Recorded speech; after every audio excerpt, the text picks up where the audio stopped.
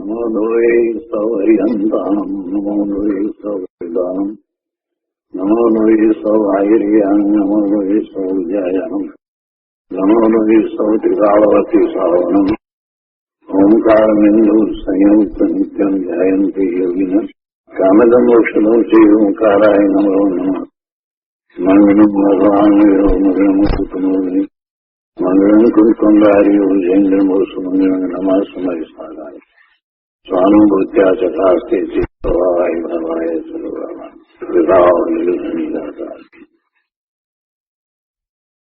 पंचास्तिकाय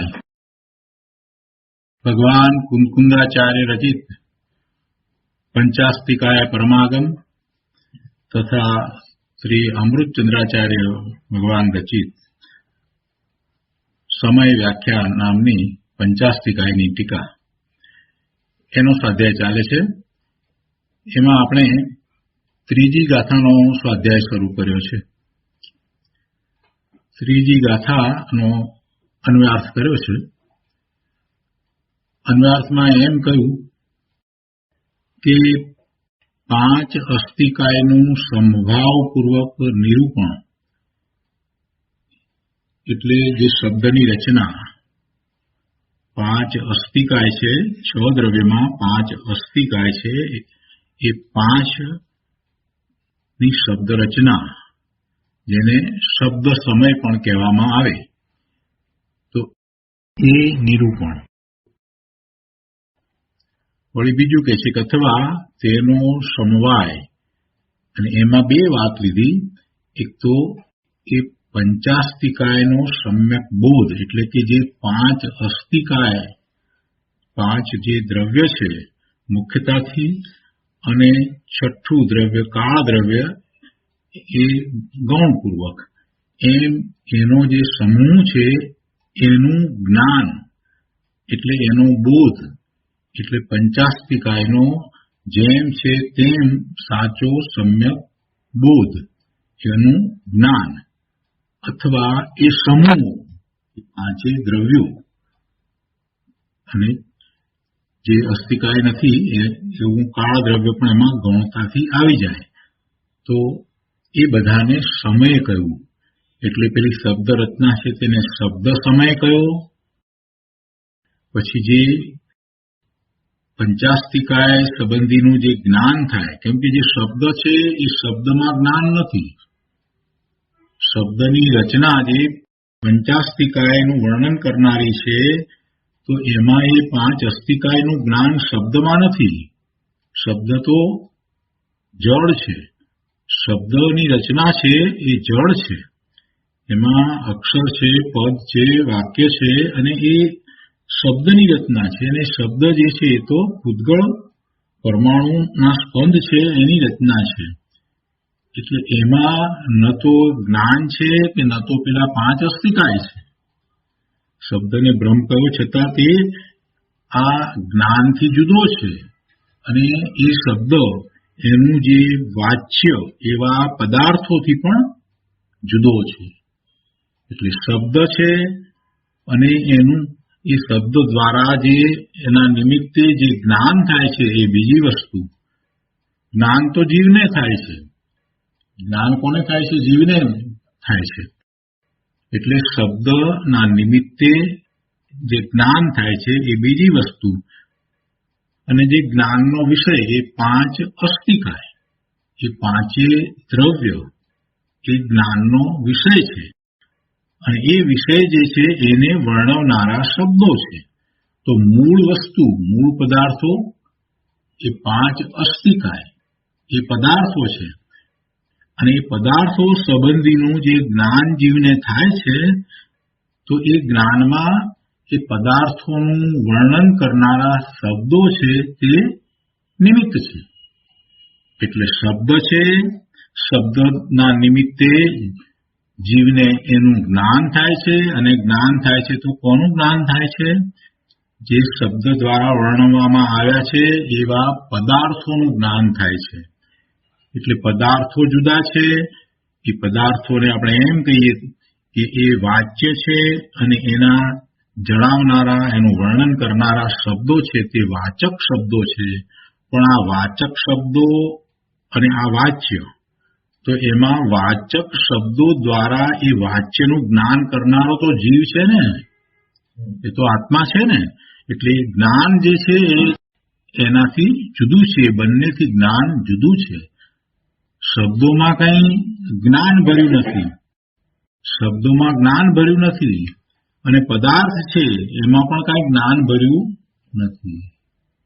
પદાર્થને જોતા જ્ઞાન થાય છે એમ પણ નથી, અને શબ્દને વાંચતા કે સાંભળતા જ્ઞાન થાય છે એમ પણ નથી. આ વાતને આમાંથી સમજવાની છે. બહુ મોટી વાત છે આ વાત. જેને સમજાય છે એનો જેને સ્વીકાર થાય છે, એ જેને સ્વીકાર થાય છે એને તો સમ્યક દર્શન થઈ જાય છે. તો પહેલા એને સમજીએ. શું કે છે અહીંયા? 5 અસ્થિકાયમાં 3 વાત લેવી છે, તો ત્રણેય વાત આ રીતે લેવી છે: શબ્દ, જ્ઞાન અને મૂળ પદાર્થ. તો 5 અસ્થિકાયનું સંભાવપૂર્વક નિરૂપણ. જો એક શબ્દ મહત્વના છે, એટલે આપણે ફરીથી બધું અહીંયા પુનરાવર્તન કરીએ છીએ. સમભાવપૂર્વક નિરૂપણ. ગમે તેવું નિરૂપણ નથી. આ નિરૂપણ જે કરવામાં આવ્યું છે, જે પદાર્થોનું, એ પદાર્થોનું નિરૂપણ બરાબર કરવામાં આવ્યું છે. જેવું છે એવું નિરૂપણ કરવામાં આવ્યું છે. ગમે તેમ ખોટું નિરૂપણ નથી. એક વાત. અને બીજું, જે શબ્દની રચના થાય છે, એ શબ્દની રચનામાં જે શબ્દો છે વાચક શબ્દો છે, કે જેના દ્વારા આપણને એ વાચ્યનો જ ખ્યાલ આવે, અન્યનો ખ્યાલ ના આવે. એટલે એ સમભાવ થયો. શેને માટેનો સંભાવ થયો? આ નિરૂપણ માટેનો સંભાવ થયો. આપણે કોઈ વસ્તુનું વર્ણન લખવા બેસીએ અને પછી ગમે તેમ વર્ણન લખી નાખીએ, તો એ વર્ણન કેવું કહેવાય? એના દ્વારા બીજાઓને શું ખ્યાલ આવે? ખોટું થાય. અહીંયા તો એ વાત જ નથી. પણ અહીંયા તો 5 અસ્થિકાય એટલે 6 દ્રવ્યો ભગવાનના જ્ઞાનમાં આવ્યા. જે 6 દ્રવ્યમાં જગત આખાના બધા પદાર્થો સમાઈ જાય છે. કોઈ એવો પદાર્થ બાકી રહેતો નથી કે જે 6 દ્રવ્યમાં ન આવતો હોય. જીવ દ્રવ્ય કહ્યું તો અનંત જીવ કયા, અને પૂતગળ તો પરમાણુ કયા, તો અનંતાનંત પૂતગળ પરમાણુ કયા, અને એ કેટલાય પ્રકારના, અનેક પ્રકારના પરમાણુઓ કયા, અને એના પાછા કેટલાય પ્રકારના સ્કંદ થાય, અને સ્કંદ પછી વિખરાય, એટલે એની જાત જાતની રચના થાય. અને એ બે દ્રવ્યો ઉપરાંત ધર્માસ્તિકાય, અધર્માસ્તિકાય અને આકાશ, એમ 5 અસ્તિકાય કયા, અને 6ઠું કાળ દ્રવ્ય કહ્યું. આખા જગતના બધા જ દ્રવ્યો, પદાર્થો, બધું જ આ 6 ની અંદર આવી જાય છે. અને એમાં 5 અસ્તિકાય જે કયા, એનું અહીંયા વર્ણન મુખ્યતાથી, અને કાળનું પણ એમાં વર્ણન આવશે. તો જગત આખું જેમાં સમાઈ જાય છે, એની અંદર આ પોતે જે જ્ઞાન કરવા વાળો, આ સ્વાધ્યાય કરવા વાળો જીવ છે, એ પણ આવી ગયો ને? એ પણ આવ્યો કે નહીં? એ કઈ એનાથી જુદો તો નથી, એ પણ એમાં આવી ગયો. તો હવે એ વાત લીધી છે. 3 સમયની વાત કરી: શબ્દ સમય, જ્ઞાન સમય અને અર્થ સમય, એટલે કે પદાર્થ સમય. એ 3ની વાત કરીને હવે એમાં એમ કે છે કે એ 3 સમય છે, અને એમ જીનવરોએ કહ્યું છે. એટલે જીનેશ્વર ભગવાને આ 6 દ્રવ્યની વાત કરી છે. અને એ જ એ લોક છે, એટલે લોકાકાશની અંદર એ બધા જ રહ્યા છે, એ બધા જ એમાં રહ્યા છે. અને એની અંદર આ જીવ પણ આવી ગયો, એટલે એ જ જ્ઞાન કરવા વાળો છે. વળી કહે છે કે તે જ લોક છે, એટલે 5 અસ્તિકાયના સમૂહ જેવડો જ લોક છે. અને તેનાથી આગળ, એ લોકાકાશથી આગળ અમાપ અલોક આકાશ સ્વરૂપ છે. એટલે બીજું અલોકાકાશ છે, એમાં માત્ર આકાશ જ છે, બીજા દ્રવ્યો નથી. અને લોકાકાશની અંદર બધા જ દ્રવ્યો રહ્યા છે. તો આ આટલી વાત ગાથામાં આવી. પણ એ પોતે પણ એમાં આવી જાય છે, એ વાત પછી આગળ ટીકામાં આચાર્ય ભગવાને લીધી છે. કેમ કે વાત તો એની જ કરવી છે ને. પોતે જીવ દ્રવ્ય છે અને એ પણ પંચાસ્તિકાયમાં છે એમ પોતે પોતાની પર વાત ઉતારવાની છે અને એ જ્ઞાન કરવા વાળો પણ પોતે છે. તો પ્રયોજનભૂત વાત પછી આગળ કહે છે. તો ટીકામાં અહીંયા કહે છે કે આ ગાથામાં શબ્દ રૂપે, જ્ઞાન રૂપે અને અર્થ રૂપે, એટલે શબ્દ સમયે, જ્ઞાન સમયે અને અર્થ સમયે એમ 3 પ્રકારનો સમય શબ્દનો અર્થ કયો છે. તથા લોક અલોક રૂપ વિભાગ કયો છે. એટલે લોકાકાશ અને અલોકાકાશ એવા જે વિભાગ પડે છે એની વાત પણ એમાં કહી છે. એટલે જ્યાં 5 અસ્તિકાય છે એ લોકાકાશ છે, કાળ પણ એમાં છે, અને બીજું એથી અનંત અલોકાકાશ છે. એટલે એમ એ ભેદ પડે છે. અલોકાકાશમાં આ બધા દ્રવ્યો નથી.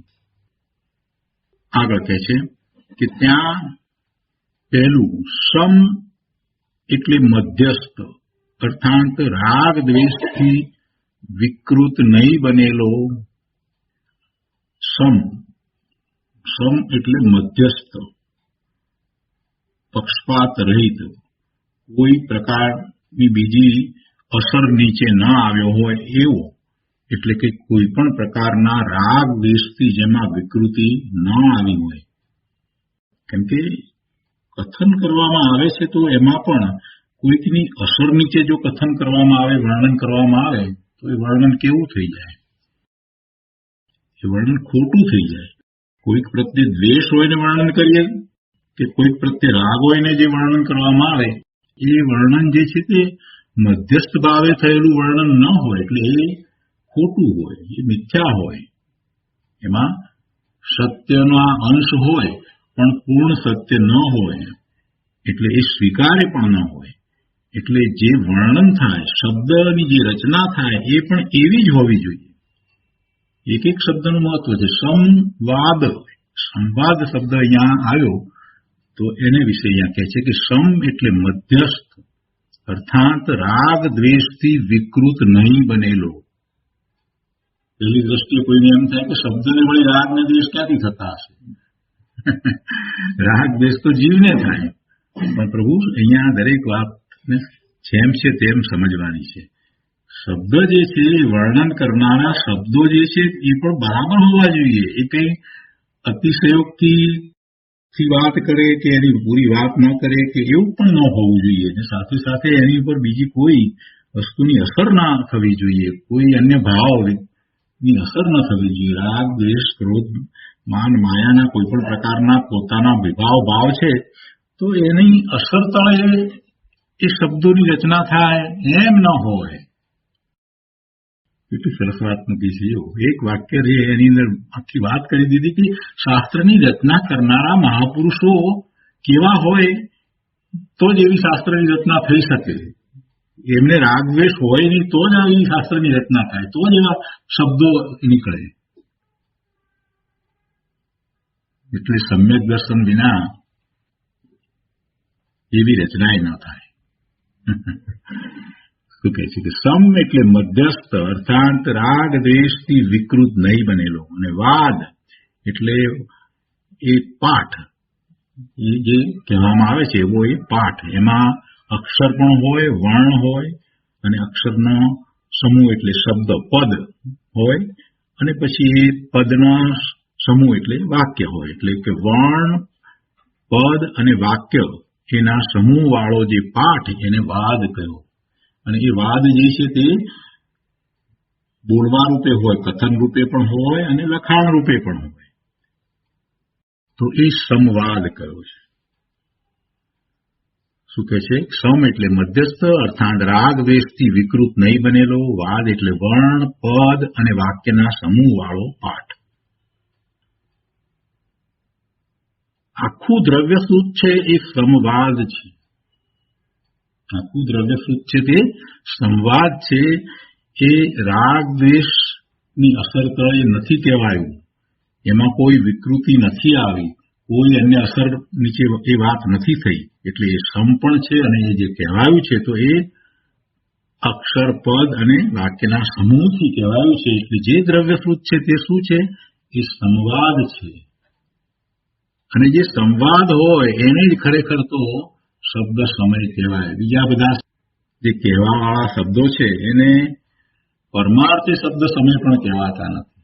પરમાર્થે તો આવા સંવાદ સ્વરૂપ જે શાસ્ત્રોની રચના છે એ જ શબ્દ સમય છે. અહીંયા આગળ કહે છે કે 5 અસ્થિકાયનો સંવાદ અર્થાત મધ્યસ્થ રાગ દ્વેષથી વિકૃત નહીં બનેલો પાઠ.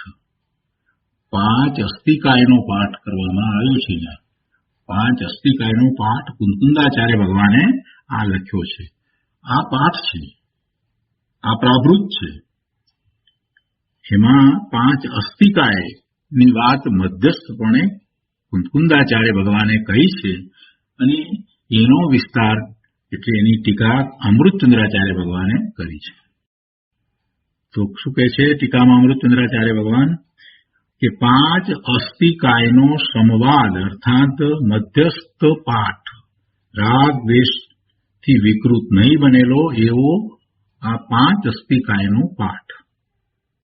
એ પાઠને કહે છે કે મૌખિક કે શાસ્ત્રારૂઢ નિરૂપણ તે શબ્દ સમય છે. એ પાઠને મૌખિકપણે કહેવામાં આવે એટલે કથનમાં કહેવામાં આવે, અથવા તો શાસ્ત્ર આરૂઢ એટલે કે શાસ્ત્ર રૂપી એની લખાણ કરીને રચના કરવામાં આવે તો એ શબ્દ સમય છે. એટલે કે શબ્દ આગમ છે એ શબ્દ સમય છે. આ પંચાસ્તિકાયનું નિરૂપણ જે થયું છે તે શબ્દ સમય છે, તે શબ્દ આગમ છે. હવે આગમ કેમ છે એની વાત તો અગાઉ આવી ગઈ, કેમ કે તો ભગવાનની વાણી છે એટલે એને આગમ કહ્યું. અને એ અહીંયા તો આપણે શબ્દ સમયની વાત લઈ રહ્યા છીએ એટલે એ જે શાસ્ત્ર છે એ જ શબ્દ સમય છે, એ જ શબ્દ આગમ છે. એક વાત. હવે બીજી વાત કરે છે કે મિથ્યા દર્શનના ઉદયનો નાશ હોતા તે પંચાસ્તિકાયનો જ સમ્યક અવાય અર્થાત સમ્યક જ્ઞાન તે જ્ઞાન સમય છે. એટલે કે જ્ઞાન આગમ તે જ્ઞાન સમય છે. પહેલા અહીંયા જે ફૂટનોટમાં વાત લીધી છે એ જરા સમજી લઈએ.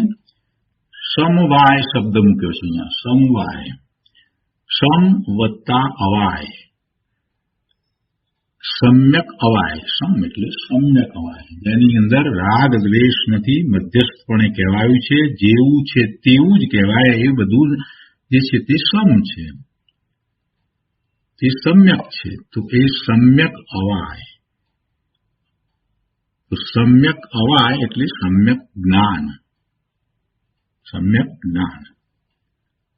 આગળ કહે છે બીજું અહીંયા ફૂટનોટમાં કે જથ્થો, સમૂહ.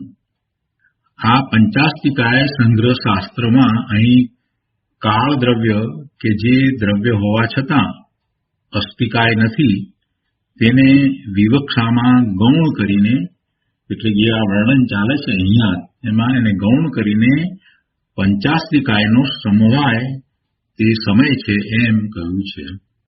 માટે 6 દ્રવ્યનો સમવાય તે સમય છે. 6 દ્રવ્યનો સમવાય તે સમય છે. એવા કથનના ભાવ સાથે આ કથનના ભાવનો વિરોધ ન સમજવો. એટલે જયારે પંચાસ્તિકાએ કહ્યું છે અને પેલી બાજુ 6 દ્રવ્ય છે તેમાં વિરોધ ન સમજવો એ અહીંયા સ્પષ્ટતા કરી દીધી છે. માત્ર વિવક્ષા ભેદ છે, એટલે વર્ણનમાં એમ ભેદ છે. 5 અસ્તિકાય કયા આપણે એમાં સાથે 6 દ્રવ્ય આવી જાય છે એ વાતને લઈ લેવાની છે. એટલે કે છે કે માત્ર વિવક્ષા ભેદ છે એમ સમજવું. વળી એ જ પ્રમાણે અન્ય સ્થળે પણ વિવક્ષા સમજી અવિરુદ્ધ અર્થ સમજી લેવો. વિરોધ ન લેવો, એમાં કોઈ વિરોધ છે જ નહીં. પંચાસ્તિકાય કહ્યું એટલે 6 દ્રવ્યની વાત નથી એમ નથી, 6 દ્રવ્યની જ વાત છે એમ કહેવાની અહીંયા વાત છે. અહીંયા સમવાયનો અર્થ કયો? સમ વત્તા અવાય એ સમ્યક અવાય, સમ્યક જ્ઞાન. અહીંયા અવાય એ જ્ઞાનના અર્થમાં લીધું છે. તો અહીંયા કહે છે કે મિથ્યા દર્શનના ઉદયનો નાશ હોતા, આ કન્ડિશન નથી, એમને એમ નહીં. મિથ્યાત્વનો નાશ થાય, મિથ્યા માન્યતા, ખોટી માન્યતા ચાલી જાય, એમ મિથ્યાત્વ જે અનાદિનું ચાલ્યું આવે છે, જાય સમ્યક્ત્વ પ્રગટ થયું હોય ત્યારે જ આ શક્ય બને છે એમ કરીને કહેવું છે. એટલે કહે છે કે મિથ્યા દર્શનનો ઉદયનો નાશ હોતા તે પંચાસ્તિકાયનો જ સમ્યક અવાય, એટલે કે એનું જ્ઞાન, પાંચ અસ્તિકાયનું જ્ઞાન અર્થાત સમ્યક જ્ઞાન, તે જ્ઞાન સમય છે. કોઈને એમ થાય કે પંચાસ્તિકાયનું જ્ઞાન એને સમ્યક જ્ઞાન, અહીંયા તો કહી દીધું પંચાસ્તિકાયનું જ્ઞાન એને સમ્યક જ્ઞાન કહ્યું. ને આપણે અગાઉ તો ઘણી વાર શિબિરમાં તો એમ શીખ્યા છીએ કે આત્માનું જ્ઞાન તે સમ્યક જ્ઞાન. ના, એમાં વિરોધાભાસ આવતો નથી. એટલે પાંચ અસ્તિકાયની વાત કરી છે તો પાંચ અસ્તિકાય જે કયા, એમાં જીવ દ્રવ્ય પણ આવી ગયું અને પોતે પણ આવી ગયું, એટલે પોતા સંબંધીનું જ્ઞાન પણ એમાં આવી જાય છે. પાંચેય દ્રવ્ય અને સાથે કાળ દ્રવ્ય, એટલે છ દ્રવ્યનું જેમાં જ્ઞાન સમાયું છે તો એમાં પોતાનું જ્ઞાન પણ આવી જાય છે. અને એનું જેમ છે તેમ જ્ઞાન કરવું એને સમ્યક જ્ઞાન કહેવાય. એ સમ્યક અવાય છે. અને આવું સમ્યક જ્ઞાન મિથ્યા દર્શન જતા, મિથ્યાત્વ જતા થાય છે. એટલે કે છે કે મિથ્યા દર્શનના ઉદયનો નાશ થતા, મિથ્યાત્વ જાય ત્યારે આવું સમ્યક સાચું જ્ઞાન, જેવું ભગવાનના જ્ઞાનમાં આવ્યું છે એવું જ્ઞાન આ છ દ્રવ્ય સંબંધીનું એટલે પંચાસ્તિકાયનું જ્ઞાન થાય છે. અને એ જ્ઞાનને અહીંયા સમ્યક અવાય અર્થાત સમ્યક જ્ઞાન અથવા તો એને જ્ઞાન સમય કહ્યું છે. એને જ્ઞાન સમય કહ્યું છે. એક એક શબ્દ છે તે મહત્વનો છે, એને જ જ્ઞાન સમય કહ્યું. પહેલા આપણે શબ્દ સમયની વાત કરી, હવે અત્યારે આપણે જ્ઞાન સમયની વાત કરી રહ્યા છીએ. તો જ્ઞાન સમયની વાત કરી તો અમૃતચંદ્રાચાર્ય ભગવાન કહે છે કે ભાઈ જ્ઞાન સમય એટલે કયા જ્ઞાનની વાત છે ને કોને થાય ને કેવી રીતે થાય. તો જીવને જ્ઞાન થાય છે તો જીવને જયારે મિથ્યાત્વનો ઉદય વર્તી રહ્યો છે તો એને અજ્ઞાન વર્તે છે. એટલે મિથ્યાત્વ જાય ત્યારે એને સમ્યક જ્ઞાન થાય છે. અને એ સમ્યક જ્ઞાન મિથ્યાત્વ જતા થયું તે સમ્યક અવાય છે, એ જ જ્ઞાન સમય છે. નહીતર શું થાય, કોઈને એમ થાય કે આ બીજું ગમે તે પ્રકારનું જે જ્ઞાન લઈએ એ બધું જ્ઞાન સમય. ના, પરમાર્થે કઈ જ્ઞાન સમય કહેવાતું નથી. પંચાસ્તિકાય નું જ્ઞાન પાંચેનું જેમ છે તેમ નિરૂપણ શબ્દ દ્વારા કરવામાં આવ્યું, એ તો શબ્દ સમય થયો. અને એવું જ્ઞાન જીવને થાય છે તો એ જ્ઞાન જેમ છે તેમ, એમાં કોઈ પણ પ્રકારનો પક્ષપાત હોય નહીં, કોઈ તરફ ઢળવું થાય નહીં, કોઈ તરફ રાગ કે કોઈ તરફ દ્વેષ ભાવે એમ ન થાય. એટલે જે શબ્દો કહેવાવાળા છે એ પણ રાગ દ્વેષ રહિત છે, અને આને જ્ઞાન થાય છે એ પણ રાગ દ્વેષ રહિત સમ્યક જ્ઞાન થાય છે. અને એ જ્ઞાન સમય છે.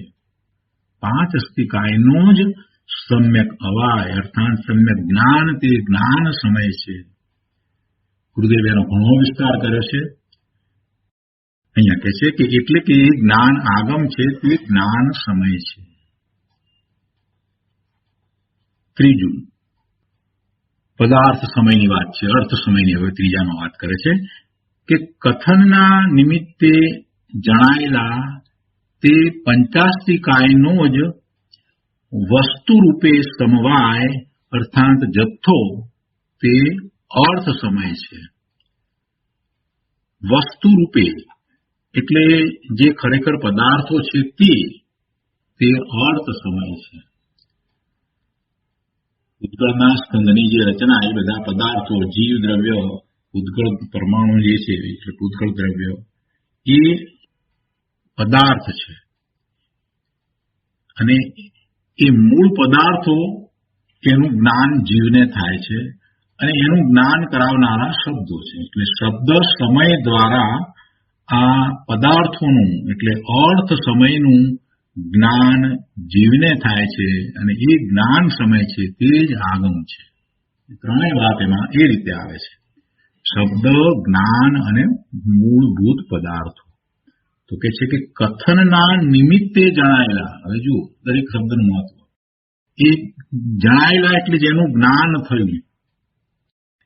જ્ઞાન શેને કારણે થયું? તો કે કથનના નિમિત્તે એટલે શબ્દ દ્વારા થયું. કથન એટલે શબ્દ એ તો એમાં નિમિત્ત કારણ છે અને જ્ઞાન જે થયું એ તો પોતાથી થયું છે.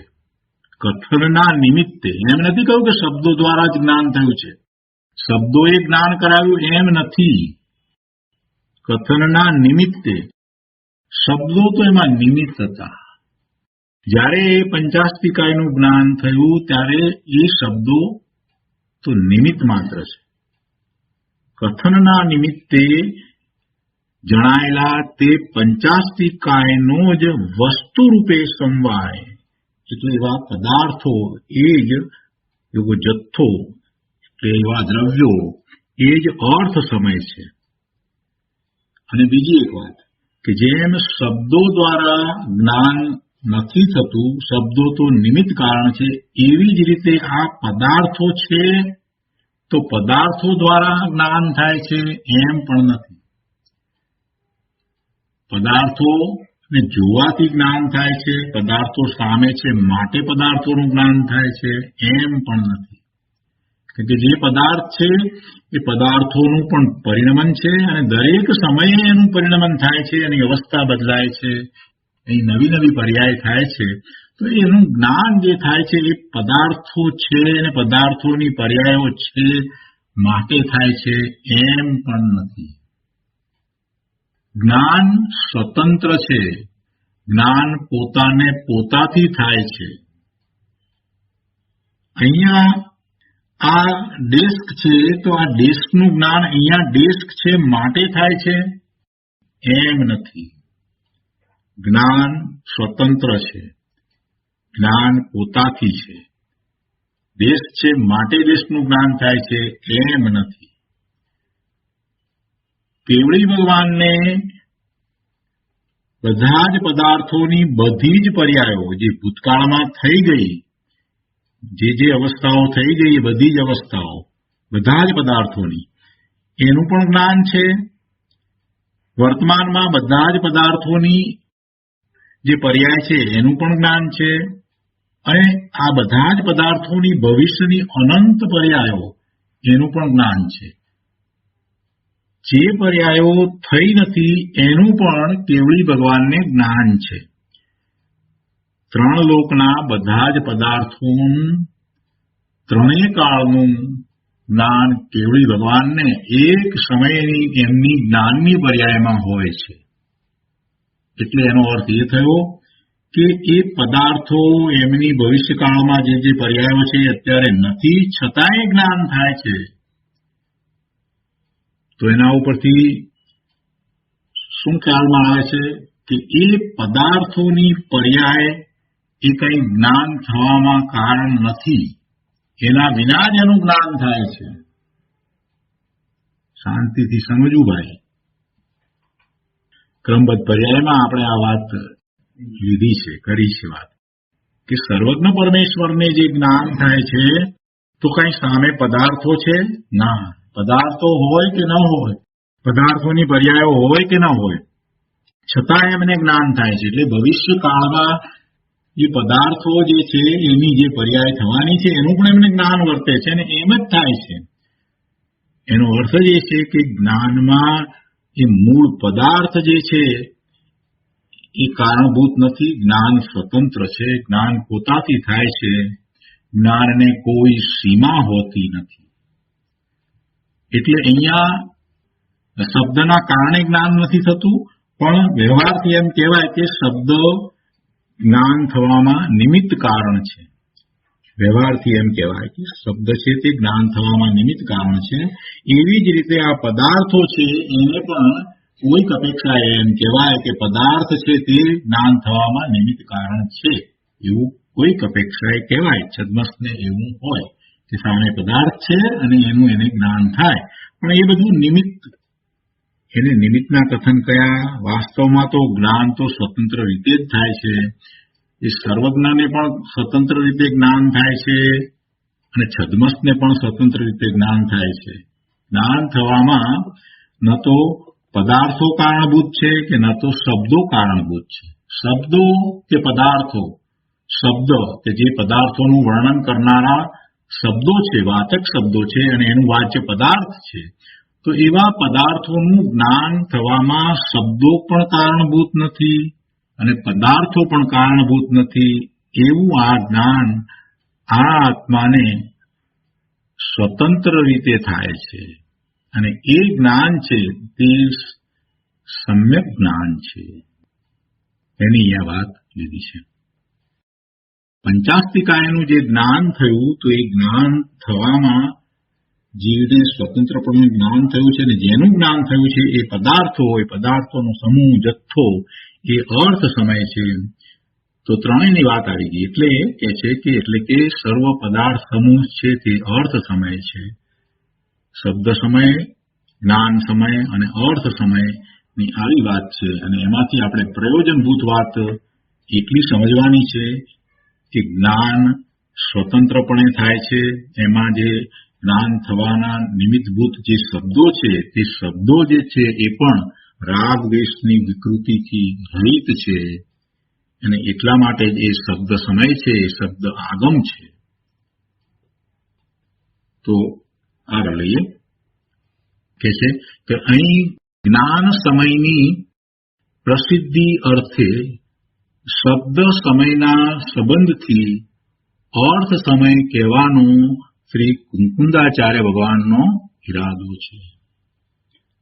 અહીંયા અર્થ સમય કેવું છે એટલે આ પંચાસ્તિકાય છે ને 5 અસ્તિકાય જે છે એ 6 દ્રવ્યોનું અહીંયા વર્ણન કરવું છે, કહેવું છે.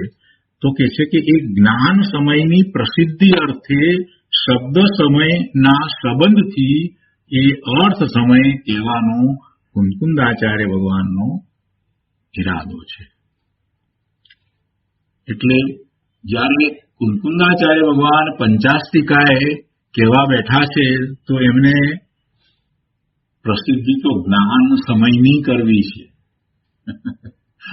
પદાર્થોની પ્રસિદ્ધિ કરવી નથી. કાંઈ પ્રસિદ્ધિ તો એમને જ્ઞાન સમયની કરવી છે કે પોતે એમાં આવી જાય છે. 5 અસ્તિકાયમાં 5 અસ્તિકાય જે કયા એ અર્થ સમય એમાં એક દ્રવ્ય તરીકે પોતે પણ છે અને એ જ્ઞાન સ્વભાવી છે.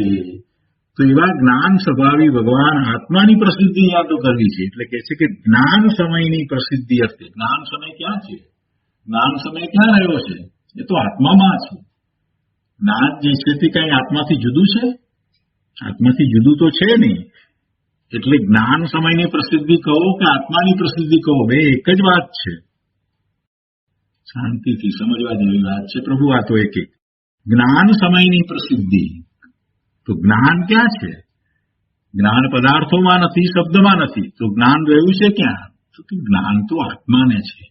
આત્મા જ્ઞાન સ્વભાવી છે. તો એવા જ્ઞાન સમયની પ્રસિદ્ધિ કહેતા આત્માની પ્રસિદ્ધિ છે. આચાર્ય ભગવાને આ શાસ્ત્રની રચના કરી તો એમણે આ કંઈ આપણને જગતના પદાર્થો સમજાવવા છે? ના, એમ નથી. જગતના પદાર્થોને સમજવાથી શું ધર્મ થવાનો છે? તો આચાર્ય ભગવાનનો ઈરાદો શું છે? આચાર્ય ભગવાનનો ઈરાદો તો આપણને એમણે જે સમ્યક તો પ્રગટ કર્યું છે અને પોતે પોતાના સ્વરૂપમાં જાય છે, જે અનુભૂતિ એમને થાય છે એવી આપણને પણ અનુભૂતિ થાય એવો ઈરાદો એમનો છે. એવો ઈરાદો છે તો પછી આચાર્ય ભગવાન જે રચના કરે છે એ દ્વારા એ શેની પ્રસિદ્ધિ કરે? તો આત્માના જ્ઞાન સ્વભાવની પ્રસિદ્ધિ કરવા માંગે છે કે ભાઈ તારો પણ એવો જ જ્ઞાન સ્વભાવ છે. આત્માનો જ્ઞાન સ્વભાવ છે અને જ્ઞાન સ્વભાવે તું પરિણમી શકે એવો છે. તો પ્રસિદ્ધિ તો આ કરવી છે, જ્ઞાનની પ્રસિદ્ધિ કરવી છે. જ્ઞાન અને આત્મા એ કોઈ અપેક્ષાએ એક જ કહેવાય છે. જ્ઞાન એટલે આત્મા અને આત્મા એટલે જ્ઞાન. એ કોઈ અપેક્ષાએ સમજદારમાં એ વાત કરી છે અને વસ્તુ તરીકે પણ એમ જ છે કે આત્મા છે તે જ્ઞાન સ્વભાવી છે અને જ્ઞાન એ મુખ્ય ગુણ છે કે જે દ્વારા એને અનંત ગુણોના પરિણમનનો અનુભવ થાય છે. એટલે પ્રસિદ્ધિ શેની કરવાની છે? જ્ઞાનની પ્રસિદ્ધિ કરવી છે. જ્ઞાનની પ્રસિદ્ધિ કહો કે આત્માની પ્રસિદ્ધિ કહો, તો આવી જ્ઞાનની પ્રસિદ્ધિ કરવી છે. તો જ્ઞાનની પ્રસિદ્ધિ જ્યારે કરે છે તો પછી જ્ઞાનના વિષયભૂત પંચાસ્તિકાય છે, પદાર્થો છે, અને એનું વર્ણન એ જે છે તે શબ્દ છે. તો એ શબ્દ રૂપ વર્ણન જે આચાર્ય ભગવાને જે કર્યું અને એનો વિષય જે આ પંચાસ્તિકાય છે, પણ એ દ્વારા એમને તો પ્રસિદ્ધિ કોની કરવી છે? જ્ઞાનની જ કરવી છે. એટલા માટે આ પંચાસ્તિકાય છે તે પરમ આગમ છે. હવે કે છે કે હવે તે જ અર્થ સમયનું, અર્થ સમય પદાર્થો નું લોક અને અલોકના ભેદને લીધે દ્વિવિધપણું છે, બેપણું છે. અર્થ સમય પદાર્થો, એમાં એક દ્રવ્ય આકાશ દ્રવ્ય આવ્યું, તો એ આકાશ દ્રવ્યના બે ભાગ પડે છે, લોકાકાશ અને અલોકાકાશ. એટલે એવા બે ભેદને લીધે એ બેપણું બતાવ્યું. તો એમાં કહે છે કે હવે તે જ અર્થ સમયનું લોક અને અલોકના ભેદને લીધે દ્વિવિધપણું છે. તે જ પંચાસ્તિકાય સમૂહ જેવડો છે, તેવડો લોક છે. એટલે જેટલો આ લોકાકાશ છે, લોક છે, એ પંચાસ્તિકાય સમૂહ જેવડો છે. એમાં જ એ દ્રવ્યો રહેલા છે. લોકાકાશમાં જે બાકી 5 દ્રવ્યો રહ્યા છે. અલોકાકાશ જે છે એ દ્રવ્ય છે અને જે અનંત છે, પણ એમાં જીવ, પૂતગળ, ધર્માસ્તિકાય, અધર્માસ્તિકાય રહ્યા નથી.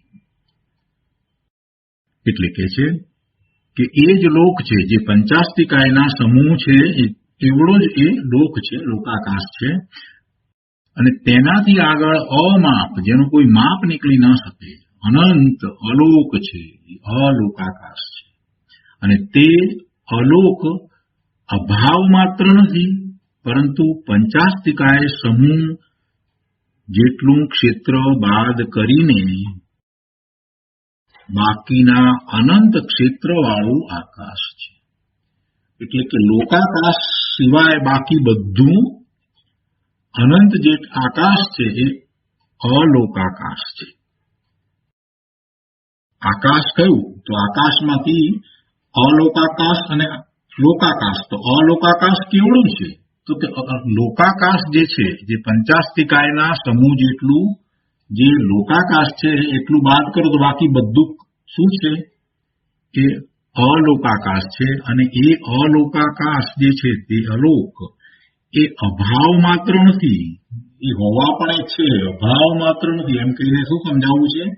કે હોવા પણ છે. એ અલોક અભાવ માત્ર નથી, પરંતુ પંચાસ્તિકાય સમૂહ જેટલું ક્ષેત્ર બાદ કરીને આકાશ, આખું આકાશ, એમાંથી એ પંચાસ્તિકાય જેવડું જે લોકાકાશ એટલું બાદ કરતા બાકી જેટલું રહ્યું છે તે હોવા પણ છે, તે અનંત ક્ષેત્રવાળું આકાશ છે. અર્થાત અલોક શૂન્ય રૂપ નથી, પરંતુ અલોક શૂન્ય રૂપ નથી, અભાવ રૂપ નથી, પરંતુ એ આકાશ દ્રવ્ય રૂપ છે. તો અહીંયા આ રીતે આ ત્રીજી ગાથા પૂરી થાય છે. અને હવે આ ગાથા ઉપર પૂજ્ય ગુરુદેવ કાજી સ્વામીએ જે વિસ્તાર કર્યો છે તે આપણે લઈએ. ગુરુદેવે પ્રયોજનભૂત વાત ઘણી એમાં સમજાવી છે. પ્રવચન પ્રસાદ ભાગ 1, પાના નંબર 14. અહીંયા આ જે સંસ્કૃત ટીકા છે એ અને એનો અનુવાદ પૂરો થાય છે ત્રીજી ગાથાનો. એ પછીથી છે પ્રવચન વીર સંવત 2477 શ્રાવણ વદ 6 બુધવાર. તો ગુરુદેવ એમાં કહે છે કે અહીં 5 અસ્તિકાયના સમૂહને સમય કહે છે. કાળનું કથન ગૌણ છે, એટલે 5. કાળ અસ્થિ છે, કાળ હોવા પણ છે, પણ અસ્તિકાય નથી. અસ્થિ એટલે હોવું, અને કાય, કાય ક્યારે કહેવાય છે? કે જે એક પ્રદેશથી વધુ પ્રદેશી હોય તો એને કાય કહેવામાં આવે. કાય એટલે કાયા એવી આપણને સામાન્ય માન્યતા વર્તે છે. એટલે આપણને કેટલાકને એમ છે કે જીવનું શરીર એટલે જીવ કાય થયો, જીવાસ્તિકાય. ના, એમ નથી. જીવ શરીર સાથે છે એટલે જીવાસ્તિકાય એમ જો કહેવા જશો તો અનર્થ થશે. તો સિદ્ધ ભગવાન જે છે એ જીવાસ્તિકાય રહેશે નહીં, એમને ક્યાં કાયા છે. એટલે આ બહારનું શરીર, જે શરીર સાથે જીવ રહ્યો છે એ કાયની વાત નથી, એ કાયની વાત નથી. અસ્તિકાય, અસ્થિ એટલે હોવાપણું, અને જયારે કાય કહ્યું છે તો એનું જે હોવાપણે જે રહેલું દ્રવ્ય છે એનું પરિમાણ એક પ્રદેશ કરતા વધારે છે, એનું પરિમાણ માપ એક પ્રદેશ કરતા વધારે છે તો એને કાય કહેવામાં આવે છે.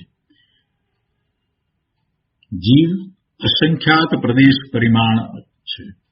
જીવનું પરિમાણ કેટલું છે, માપ કેટલું છે? અસંખ્યાત પ્રદેશ છે. લોકાકાશનો પણ અસંખ્યાત પ્રદેશ છે. ધર્માસ્તિકાય, અધર્માસ્તિકાય એનું પણ અસંખ્યાત પ્રદેશ છે. અને અલોકાકાશ છે તે અનંત પ્રદેશ છે.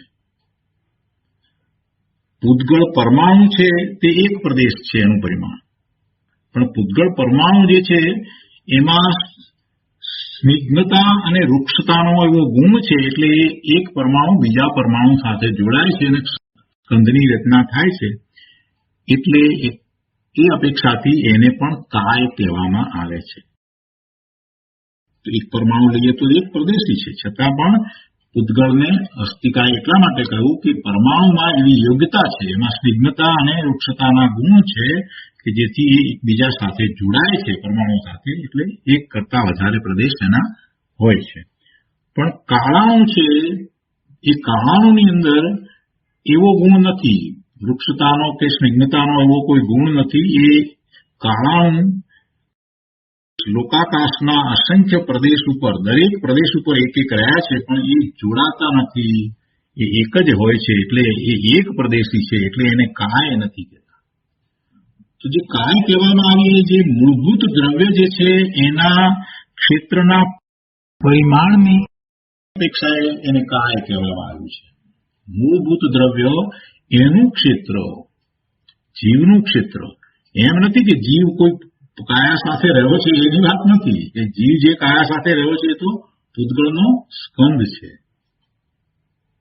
તો અહીંયા કહે છે કે આ પાંચ છે તે અસ્થિકાય છે, અને અસ્થિ છે પણ કાય, અસ્થિકાય નથી. જીવ, પૂતગળ, ધર્મ, અધર્મ અને આકાશ એમ પાંચ અસ્થિકાય છે. જીવ, ધર્મ અને અધર્મ એટલે ધર્મ એટલે ધર્માસ્તિકાય, અધર્મ એટલે અધર્માસ્તિકાય. જીવાસ્તિકાય, ધર્માસ્તિકાય અને અધર્માસ્તિકાય એ ત્રણેય અસંખ્ય પ્રદેશી છે, અને આકાશ અનંત પ્રદેશી છે, માટે કાય કહેલ છે. એક પરમાણુ એક પ્રદેશી હોવા છતાં સ્કંદરૂપ થવાની લાયકાત છે, માટે પૂતગળ દ્રવ્યને ઉપચારથી અસ્થિકાય કહેલ છે. અને કાળમાં સ્પર્શ ગુણ નથી, તેથી એક કાળાણુને બીજા કાળાણુ સાથે સ્કંદરૂપ થવાની લાયકાત નથી. એનામાં સ્નિગ્ધતા અને વૃક્ષતા એ નથી. સ્નિગ્ધતા અને વૃક્ષતા એ શું છે? સ્પર્શના ભાગ છે. એટલે એમાં એવી યોગ્યતા નથી, સ્કંદરૂપ થવાની યોગ્યતા નથી, માટે કાળાણુ અસ્થિકાય નથી. અને તેથી અહીં કાળનું વર્ણન ગૌણ છે. પાંચ અસ્થિકાયના સમૂહને અર્થ સમય કહે છે. પાંચ અસ્થિકાયના સમૂહને અર્થ સમય કહે છે. અને આ પંચાસ્થિકાયનું વર્ણન, તો આ વર્ણન જે કર્યું આચાર્ય ભગવાને, એ વર્ણન એ જ્ઞાનની પ્રસિદ્ધિ માટે કર્યું છે. વર્ણન કોઈ પ્રયોજન વગર વર્ણન કર્યું છે એમ નથી. કઈ આ પદાર્થો સમજાવવા છે એમ નથી, પણ પદાર્થો સમજાવીને એમાં જે જીવાસ્તિકાય છે અને એ જીવાસ્તિકાય પોતે છે અને એ જ્ઞાન સ્વભાવી છે અને એ જ આ બધાનું જ્ઞાન કરે છે, એ દ્વારા એને તો એના જ્ઞાન સ્વભાવ તરફ લઈ જવો છે. માટે આચાર્ય ભગવાને આ પંચાસ્તિકાયનું વર્ણન કર્યું છે. અને જયારે એ પોતે જ્ઞાન સ્વભાવે સ્વતંત્ર રીતે થાય છે તો એને જે જ્ઞાન થાય છે તો એ જ્ઞાન જ્ઞેયોનું જ્ઞાન થાય છે. તો જ્ઞેયો શું છે એ વાત પણ આ પંચાસ્તિકાયમાં આવી જાય છે કે એ બધા જ્ઞેય છે. જગતના બધા પદાર્થો, એની બધી પર્યાયો, એ બધું જ્ઞેય છે. એટલે 5 અસ્તિકાયના સમૂહને અર્થસમય કહે છે અને એ પ્રમાણે સર્વજ્ઞ ભગવાન વિતરાગ દેવે કહ્યું છે. એ વાતનું નિરૂપણ અહીંયા કુંકુંદાચાર્ય ભગવાને કર્યું છે. હવે મૂળ વાત ઉપર ગુરુદેવ આવે છે, કે છે કે સમયના 3 ભેદ: શબ્દ સમય, જ્ઞાન સમય અને અર્થ સમય. શબ્દ સમય 3 પ્રકારે છે. શબ્દ, અહીંયા શબ્દ લીધો છે ને, તો અહીંયા સમય 3 પ્રકારે છે એમ કહેવાનો આશય છે. શબ્દ સમય, જ્ઞાન સમય અને અર્થ સમય. સમય 3 પ્રકારે છે. હવે સમજાવે છે બહુ સાદા ઉદાહરણ દ્વારા, બધાને સમજમાં આવી જાય એવી રીતે ગુરુદેવે અહીંયા સમજાવ્યું છે. જેમ કે સાકર શબ્દ તે શબ્દ સમય. સાકર શબ્દ છે તે શબ્દ સમય. સાકર સંબંધી પોતાનું જ્ઞાન તે જ્ઞાન સમય. અને સાકર પદાર્થ તે અર્થ સમય. બીજું ઉદાહરણ લીધું છે કે બંગલો શબ્દ એ લખેલો હોય કે સાંભળવામાં આવે, એ બંગલો એવો શબ્દ, તો એ શબ્દ સમય. બંગલા સંબંધી પોતાનું જ્ઞાન તે જ્ઞાન સમય. અને બંગલો પદાર્થ તે અર્થ સમય. જો આ સમજાવવા માટે, સહેલાઈથી સમજાય એટલા માટે સાદા ઉદાહરણ આપે છે. આત્મા શબ્દ તે શબ્દ સમય. આત્મા શબ્દ લખેલો કે વાંચવામાં આવતો, સાંભળવામાં આવતો એ શબ્દ. આત્મા શબ્દ તે શબ્દ સમય. આત્મા સંબંધી પોતાનું જ્ઞાન તે જ્ઞાન સમય. અને આત્મા વસ્તુ તે અર્થ સમય. તો એ રીતે શબ્દ સમય, જ્ઞાન સમય અને અર્થ સમય એની વાત થઈ. હવે કહે છે કે પંચાસ્તિકાય શબ્દ તે શબ્દ સમય. પંચાસ્તિકાય શબ્દ તે શબ્દ સમય અને પંચાસ્તિકાય સંબંધી પોતાનું જ્ઞાન તે જ્ઞાન સમય. અને પંચાસ્તિકાય એટલે 5 અસ્તિકાય પદાર્થો તે અર્થ સમય. ત્રણેય સ્વતંત્ર છે. શબ્દમાં જ્ઞાન તેમજ પદાર્થ નથી.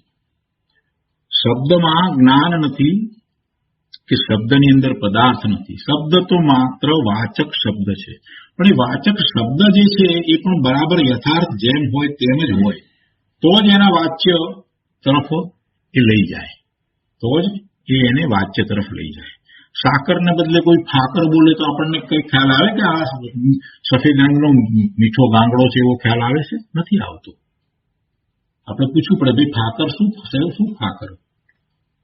પણ સાકર બોલે તો આપણને ખ્યાલ આવે. એટલે શબ્દ જે છે તે પણ બરાબર હોય, શબ્દ જે છે તે યથાર્થ હોય. એ વાચક શબ્દ જે છે તે જે પદાર્થ છે, જે વાચ્ય છે, એનું નિરૂપણ કરવા માટે એ બરાબર જ હોવા જોઈએ, ગમે તેમ નથી હોતા. અને તે છતાં એ શબ્દ જે છે એની અંદર જ્ઞાન નથી રહેલું, કે જે પેલું પદાર્થ છે એમાં પણ જ્ઞાન નથી રહ્યું. જ્ઞાન એ બંનેથી સ્વતંત્ર છે. એટલે 3 સ્વતંત્ર છે. શબ્દમાં જ્ઞાન નથી, શબ્દ જે છે એની અંદર જ્ઞાન નથી, અને શબ્દની અંદર પદાર્થ પણ નથી.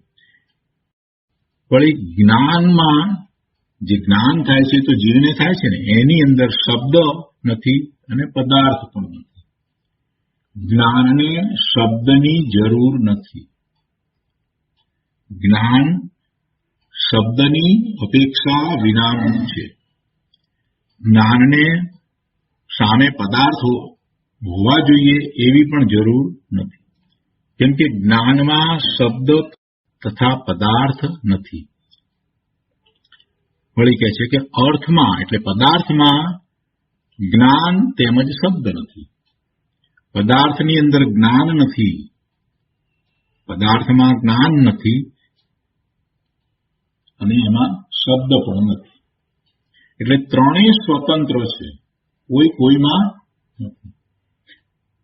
છતાં શબ્દ જે છે તે પદાર્થનું જ્ઞાન કરવામાં નિમિત્ત કારણ છે, અને જે જ્ઞાન થાય છે એનો વિષય એ પદાર્થો છે, અને જ્ઞાન કરનારો એ જીવ છે, ચૈતન્ય ભગવાન આત્મા છે. આગળ કહે છે કે જેમ કે પંચાસ્તિકાએ એવા શબ્દો બોલ્યા તેમાં પંચાસ્તિકાયનું જ્ઞાન નથી, અને તેમાં પંચાસ્તિકાય પદાર્થો નથી. તેવી રીતે પંચાસ્તિકાયમાં એટલે જે પાંચ અસ્તિકાય જે દ્રવ્યો છે તે એ સમૂહ તરીકે વાત લેવી છે, તો એની અંદર એ પદાર્થોમાં જ્ઞાન નથી. જો આમાં કોઈને એમ થાય કે પંચાસ્તિકાએ જે સમૂહ લીધો એમાં તો જીવ દ્રવ્ય પણ આવી ગયું, તો એમાં જ્ઞાન નથી. ના, અહીંયા સમૂહ તરીકે લેવું છે, એટલે એ અપેક્ષાથી વાત કરી છે કે પંચાસ્તિકાયમાં એટલે પદાર્થોમાં જ્ઞાન નથી, અને એમાં શબ્દ પણ નથી. એટલે અહીંયા કૌંસમાં સ્પષ્ટતા કરી છે કે સમૂહ તરીકે વાત લેવી છે, બાકી એકલા જીવમાં જ્ઞાન છે તે જુદી વાત છે. સમૂહ છે એ તો આખો પંચાસ્તિકાય જે લઈએ સમૂહ, એમાં તો આખું જગત આવી જાય છે.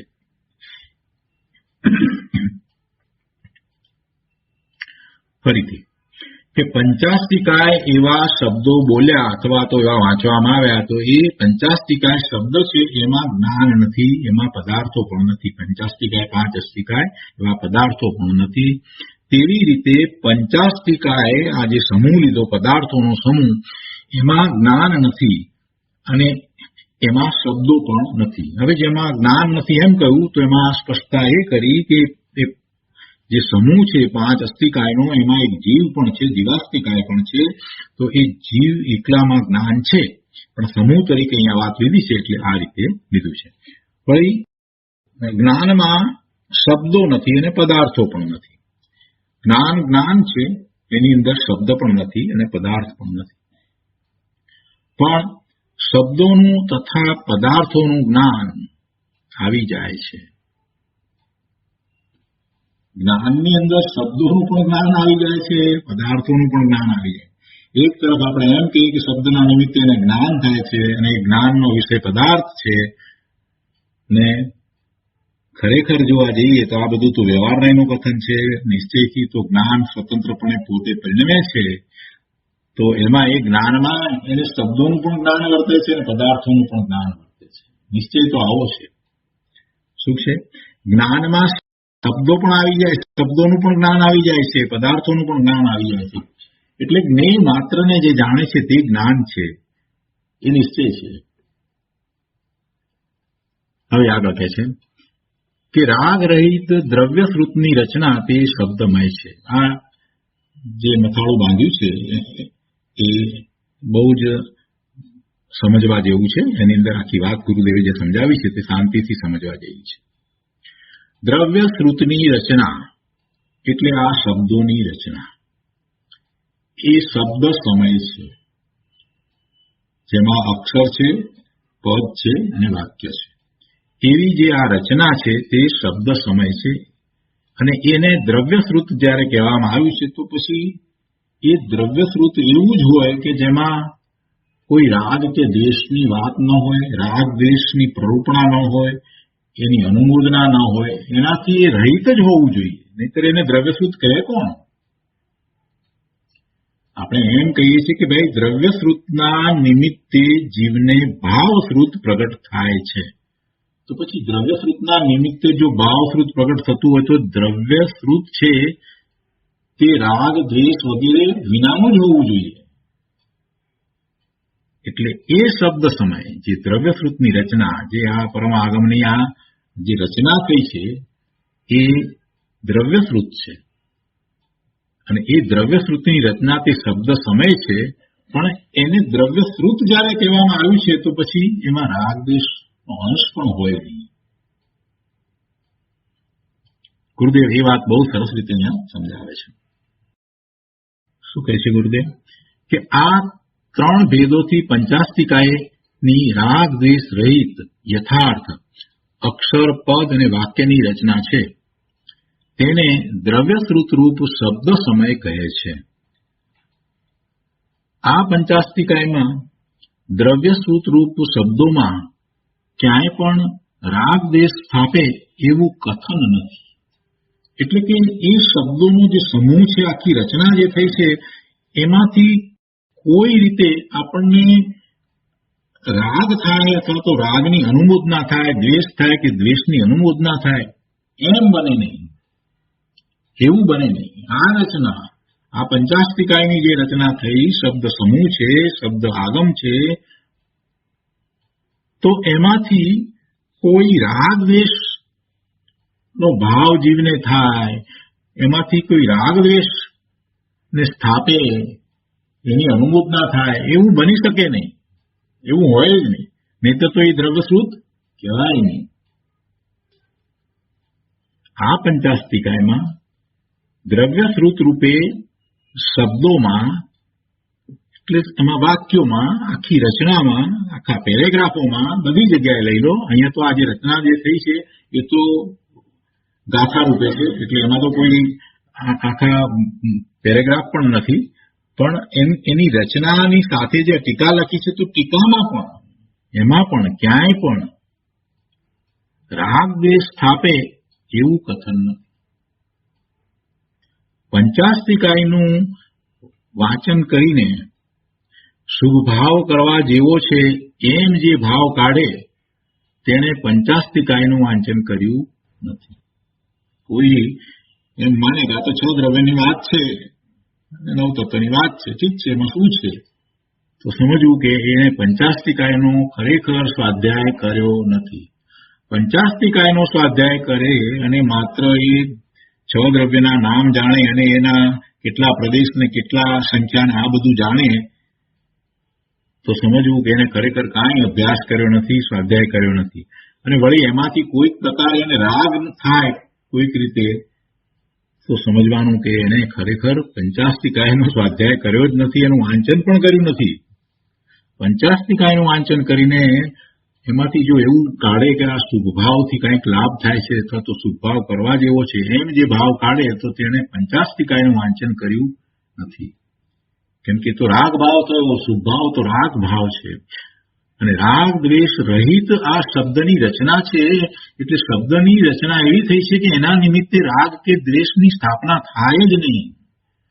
રાગ દ્વેષ શું છે એને સમજાવે, પણ રાગ દ્વેષની અનુમોદના થાય નહીં. રાગ દ્વેષની અનુમોદના કોઈ પ્રકારે થાય નહીં. આવી વાત છે. અહીંયા તો શું કે છે કે વ્યવહારથી કે પુણ્યથી ધર્મ થાય એવું કથન પંચાસ્તિકાયમાં નથી. વ્યવહાર દ્વારા ધર્મ થાય કે પુણ્ય દ્વારા ધર્મ થાય એવું કથન પંચાસ્તિકાયમાં નથી. જે જીવ પોતાનો સ્વભાવ રાગ દ્વેષ રહિત છે એમ નિર્ણય કરી સમ્યક જ્ઞાન પ્રગટ કરે, તે જીવ દ્રવ્ય આગમનું રાગ દ્વેષ રહિતપણે કથન કરી શકે છે. જે જીવ પોતાનો સ્વભાવ રાગ દ્વેષ રહિત છે એમ નિર્ણય કરે, પોતાનો સ્વભાવ, જીવનો પોતાનો સ્વભાવ, સ્વભાવ કેવી રીતે હોય, એના ગુણોના પરિણમન રૂપ સ્વભાવ હોય, એટલે એમાં જે ગુણ છે એવો જ એવો એનો સ્વભાવ હોય. એથી વિપરીત કોઈ સ્વભાવ ન હોય. સ્વભાવ, સ્વ એટલે પોતાનો ભાવ, અને પોતાનો ભાવ તો પોતાના ગુણના પરિણમન અનુસાર હોય. પોતાનામાં જે ગુણ હોય જ નહીં એવો એનો ભાવ ક્યાંથી હોય? એટલે એ ભાવ જે પોતાનામાં ગુણ નથી, એ ભાવ જે છે તે બધા પરભાવ છે, અથવા તો પરને લક્ષ્ય થતા પોતાના વિભાવ ભાવ છે, પણ એ સ્વભાવ નથી. એ સ્વભાવ કહેવાય જ નહીં. સ્વભાવ તો પોતાના ગુણના પરિણમનને અનુસરીને જ હોય. એટલે પોતાનો સ્વભાવ, જીવનો સ્વભાવ એ તો રાગ દ્વેષ રહિત છે. કેમ કે રાગ કે દ્વેષ થાય એવો આત્મામાં કોઈ ગુણ જ નથી. એટલે પોતાનો સ્વભાવ રાગ દ્વેષ રહિત છે એવો નિર્ણય કરી અને જીવ સમ્યક તો પ્રગટ કરે છે, સમ્યક જ્ઞાન પ્રગટ કરે છે, સમ્યક દર્શન પ્રગટ કરે છે. એવો નિર્ણય કરવાથી જ એને સમ્યક દર્શન, સમ્યક જ્ઞાન થાય છે. કઈ રીતે થાય છે? પોતાનામાં જે વસ્તુ નથી, પોતાનો ભાવ નથી, પોતાનો સ્વભાવ નથી, એટલે પોતે જો એવા વિભાવ ભાવે થાય છે, પોતે એવા જો સ્વભાવથી વિરુદ્ધ પ્રકારના ભાવે થાય છે, તો એમાં એ પોતાપણું રાખતો નથી, એને એ પોતાનું ગણતો નથી, એનો એ સ્વામી થતો નથી, એનું કર્તાપણું એ પોતે સ્થાપતો નથી. એનાથી તરત જ જુદો થઈ જાય છે કે આ મારું છે જ નહીં, એ મને હોય નહીં. એટલે વિભાવ ભાવને એમ એ ત્યાગે છે, છોડે છે, અને પોતે કોણ છે એનો વિચાર કરી અને પોતાના ગુણનું મહાત્મા લાવી અને અનંત ગુણનો સ્વામી પોતે ભગવાન આત્મા છે અને એવા પરિણામ તરફ વળી જાય છે, તો એનો એને અનુભવ થાય છે. એટલે એમ એને સમ્યક્ત્વ પ્રગટ થાય છે. તો કે છે આ નિર્ણય શબ્દ મૂક્યો છે ને એમાં એવો અર્થ કરેલો છે. શું કે છે કે જે જીવ પોતાનો સ્વભાવ રાગ દ્વેષ રહિત છે એમ નિર્ણય કરી સમ્યક જ્ઞાન પ્રગટ કરે, તે જીવ દ્રવ્ય આગમનું રાગ દ્વેષ રહિતપણે કથન કરી શકે છે. એટલે આવા સમ્યક દ્રષ્ટિ જીવ હોય એ જ આવા દ્રવ્ય શ્રુતની રચના, દ્રવ્ય આગમ એટલે આવી શબ્દની રચના, આ શબ્દ સમય એની રચના રાગ દ્વેષ વિના કરી શકે. જેમને પોતાને આવું સમ્યક્ત્વ પ્રગટ થયું છે એ જ એવી રાગ દ્વેષ રહિત આગમની રચના કરી શકે છે, બીજા કરી શકે નહીં. તો આજનો સ્વાધ્યાય અહીંયા સુધી રાખીએ છીએ. વધુ વિસ્તાર આપણે આવતી વખતે લઈશું. હવે સુખધામ બોલીએ.